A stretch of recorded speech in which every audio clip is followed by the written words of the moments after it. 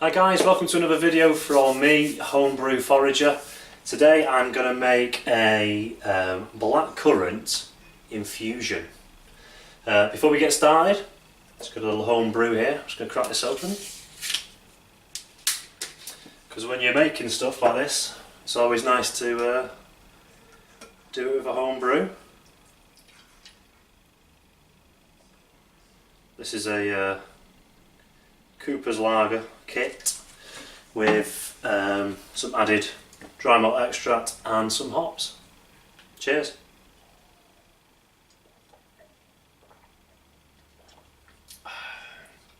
Anyway, that's enough of that.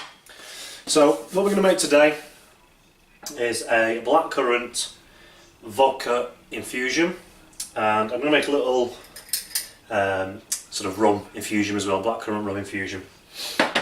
So here's the final product. This is about 12 to 18 months old now. One thing I will warn you before we start, to make this turn out exactly how you want it to turn out, it is going to take a little bit of time, a little bit of patience, but once you've done it, it's definitely worth it. It's really, really nice. And the secret is to stagger this and have sort of one started now, one started in another couple of months, and so on and so on. So you've got like a bit of a pipeline on the go. So without further ado, let's get cracking. Now what you're going to need is, for this, vodka. Now that looks like a fancy bottle, and what was in it originally was fancy vodka, but this, I've just refilled it with just cheap you know, local supermarket vodka, because you're not gonna taste the quality of the vodka once you've done this. You're just gonna taste the fruit, so it's a waste of time. I mean, buy expensive vodka if you want. Personally, I think it's a waste of time, waste of money. So I've got that nice little bottle to put it in once it's all finished. You're gonna need some sugar. Exact amount depends on how much fruit you're using. I'll explain what we're gonna do with that in a minute.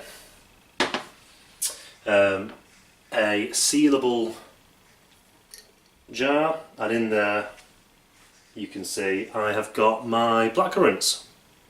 Now you could do this with any fruit really, especially the sort of berry type fruits.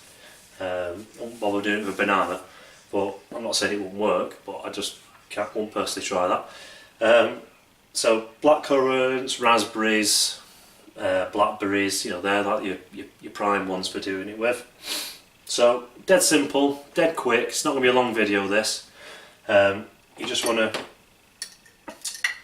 get your blackcurrants in your jar, sugar, and you just want to basically cover them, give them a little shake, let the sugar go to the bottom of the jar, and just sort of eyeball it. So this is just normal granulated sugar. It's easy, I've not put an excessive amount in yet. I'm not saying I won't do. Little tap.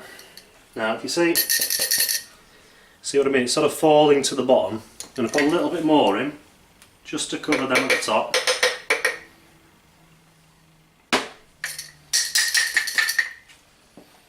See if I can, you see inside there. Sugar's just making its way down to the bottom. That's probably the best side to show it on.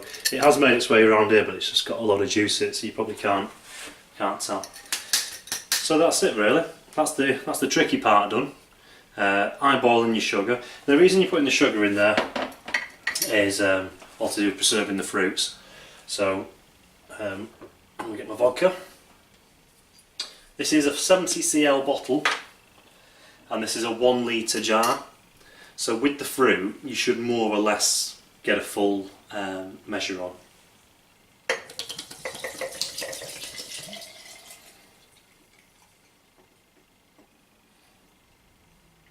Look at that.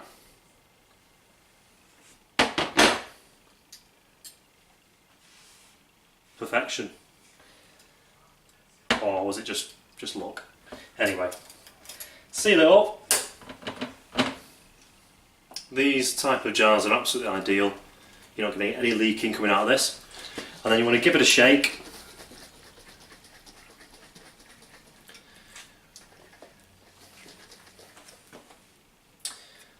go. You can already see some colour changing. Now that's going to turn, you know, into that colour when it's finished, when it's properly infused. That vodka's going to eat away at that fruit. It's going to really penetrate it and take all that lovely flavour out of them blackcurrants. I'm going to repeat the process. I'm going to make a little rum one. I'm not going to film it, it's exactly the same process. What do you do next? You give that a shake every day for, I don't know, a good few weeks anyway. And then periodically come back to it once a week after that. So